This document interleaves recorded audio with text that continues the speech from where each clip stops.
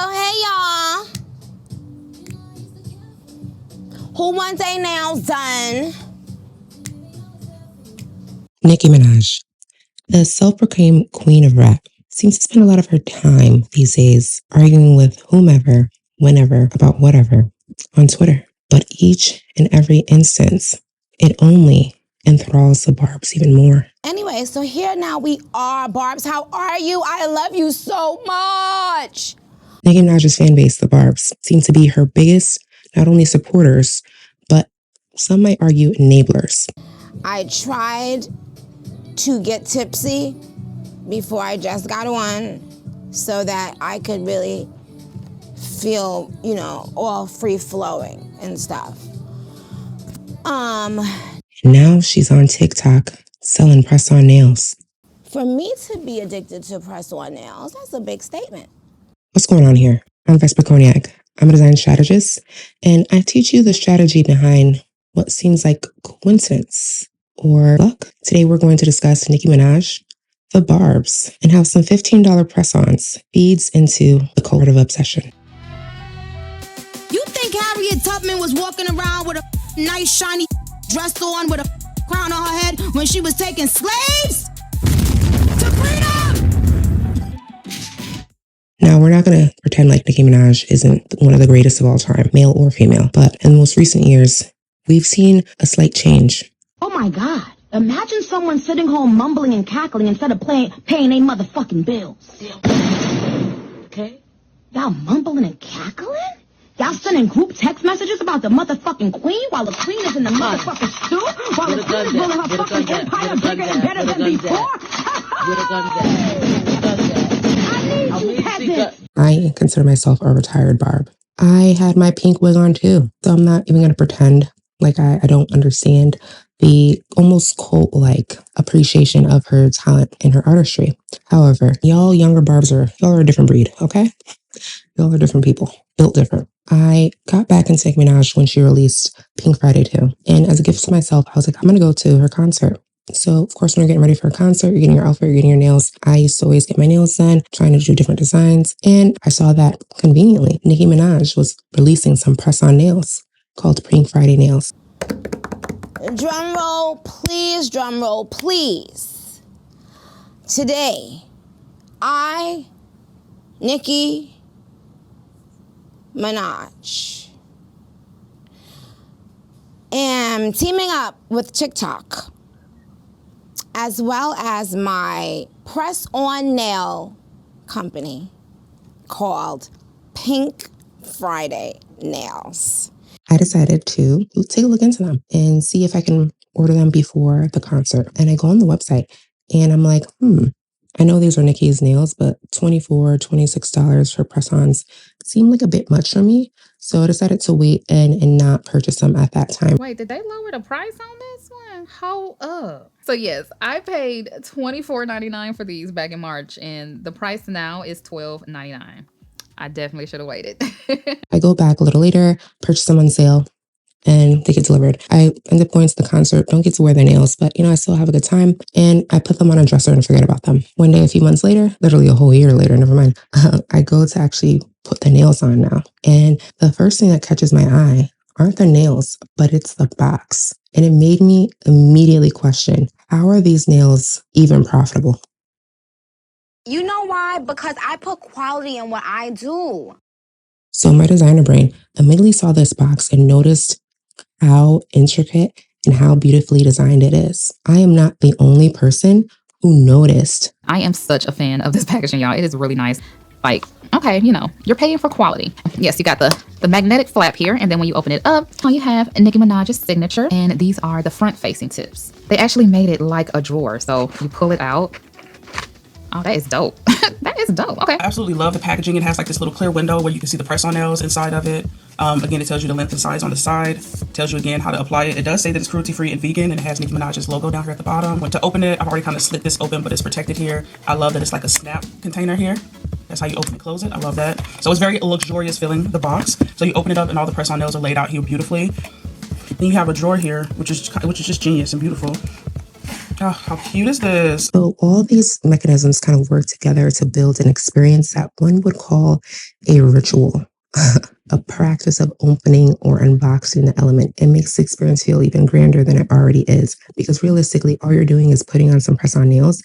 But if you have to do all these intricate steps with a beautifully designed package, it makes it feel a lot more luxurious and a lot more special. But as you can see, everything goes neatly back in its place, and you have a little storage box. The first thing you notice is like the sturdiness or the heaviness. It's a structured box here. This is called a rigid box. We also see the pearlescent paper, which gives it another luxurious feel. And then we also have embossing when the letters on a package are raised. And it also has some glossiness on that embossing as well. We notice a die cut window. In graphic design and production is a metal stencil that is used to cut out a shape into paper or packaging. We have a magnetic closure, and a magnetic closing box is like a hallmark of a luxury design. And then on the inside, we see that her name is debossed, which means that her name is pressed into the paper. We also see the display nails on an adhesive paper, sticky paper. But the thing that really caught my eye and made me really think that this box is way expensive was a drawer pull out here. There's too many mechanisms here. There's no way that it could be mass produced. When I was doing estimates of how much this would cost per box, that's what made me want to do this video. The fuck you laughing at? Broke people should never laugh. I was thinking about how like her pricing relates to other similar brands. Most people have heard of Kiss Nails. They're usually about $10 and they're pretty available. Some people have heard of Glamnetics, which is considered like a nicer, fancier brand, and that's pretty available too. Glamnetics nails are usually about $20, $15 to $20. We get into Static Nails, which is primarily available online. They consider themselves luxury nails. Static Nails, they're usually about $20-ish for their press-ons. And then, of course, Pink Friday Nails, which is only available online, except for the occasional pop-up, that are considered luxury nail. The price varies from $15 to $55 depending on the style. Most of the competitors use basic, simple packaging, and so they don't really compete there. The prices are relatively similar, except for her specialty nails or blinged out nails. In terms of quality of the nails, I've only tried Kiss, Static, and Pink Friday nails, and Pink Friday nails are the thickest. To me, personally, they feel the most similar to maybe a custom set you would get from a nail tech, but they are really thick and close to acrylic feeling. And even on the interior of the nail, they have her name like written on there.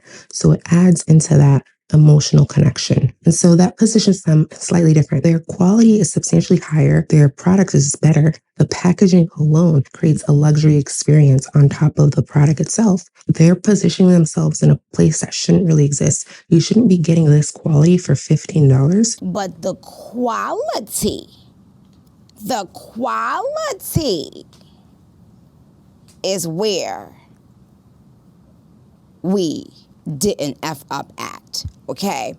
Which what made me think that these cannot be profitable in any type of way because of all the intricate elements. Now, does it add to the luxury feel and aspect? Absolutely. But if you're selling the nails for the discounted price that I got them for at $15, I don't know how you're going to be able to recoup those costs, which is like, what is the point of this if they don't make any money? I'm a human being. So if it's not about the money here, then it has to be about the experience. It has to be about creating that emotional connection for the person who's purchasing this. And realistically, who's ever purchasing this most likely is a fan of Nicki Minaj, even if it's a casual fan. Now, when I was thinking about the products that Nicki Minaj makes and sells beyond concert merch and things like that, I realized she used to sell perfumes. I was like, oh yeah, I remember this bottle. It's a bust of Nicki Minaj with gold in her pink wig. I saw so many variations of this bottle. I didn't know if some of them were real or they were fake or, just fan edit type things, but they're real. Apparently people think they smell really great too. It's some of their favorite perfumes. And so when you have this experience of it being ornate and beautiful and it smells nice, it adds into the luxury feel no matter what the price point is. People were talking about their collections of how they have the mini version, they have the lotion, and they have this scent and that scent, and all the different variations. The thing that really caught my eye is the way that they arrange them. It kind of stood out to me as like designing an altar, ambient lighting, all these different artifacts here. They're not only different perfume bottles, but you might have CDs, vinyls, t-shirts, nail packages. This packaging is designed to be collected. It's beautiful. Popular styles are not being restocked. So once a style is gone, it's gone. So it creates that fear of missing out. By not stocking items, keeping them limited stock, it encourages people to buy them. And because there's so many different variations, it encourages people to collect them as well. Particularly because the storytelling behind this piece is that it's supposed to be inspired by nails that she would actually wear. They're designed by her nail tech. Now, when you wear these nails, you will know for a fact that these are really the nails that I wear. And this is the first product that you ever see Nicki Minaj promoting beyond her actual music, creating another element to be part of a shrine or an altar. And the same thing with the perfumes. It creates another extension, another item that people can collect and cherish beyond the music, beyond going to the concert, beyond getting merch, that they could feel connected to her because they literally have her figure in their home. I'm a brand, bitch. I'm a brand.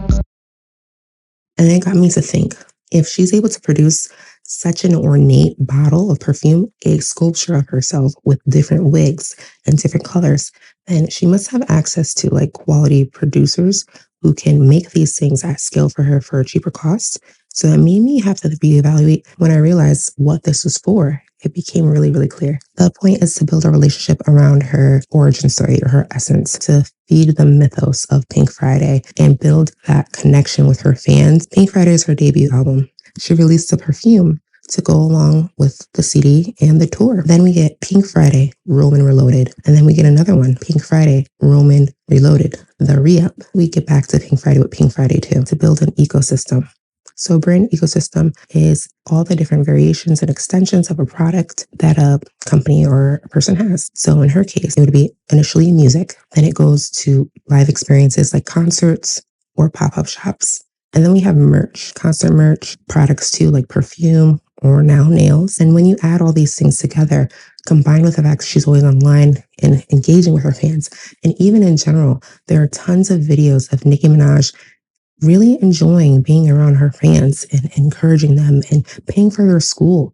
It builds a deep connection. Some might call it a cult. Some might call it the art of obsession.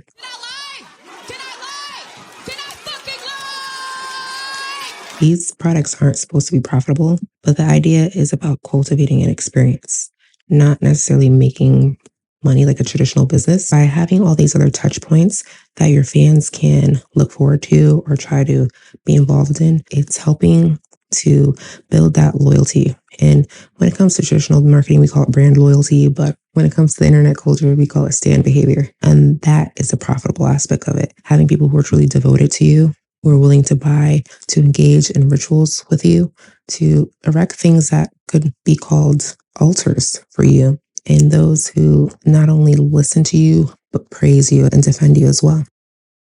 You want to know what? No, I am going to leave. I know there's going to be some Barbs mad at me, but I really wanted to talk about the business of how she's cultivating this deeply involved fans off of some $15 nails, because the nails weren't the selling point. It was the process. It was the ritual. It was the experience. It was the tangible connection to somebody who's elusive to them, but still attainable to a degree. Now, I pass the question off to you. Do you think you could be indoctrinated with some $15 press-ons? Do you even know how extensive her perfume collection was? I'd like to hear your thoughts in the comments below. And until next time, I'm Vesper Cognac.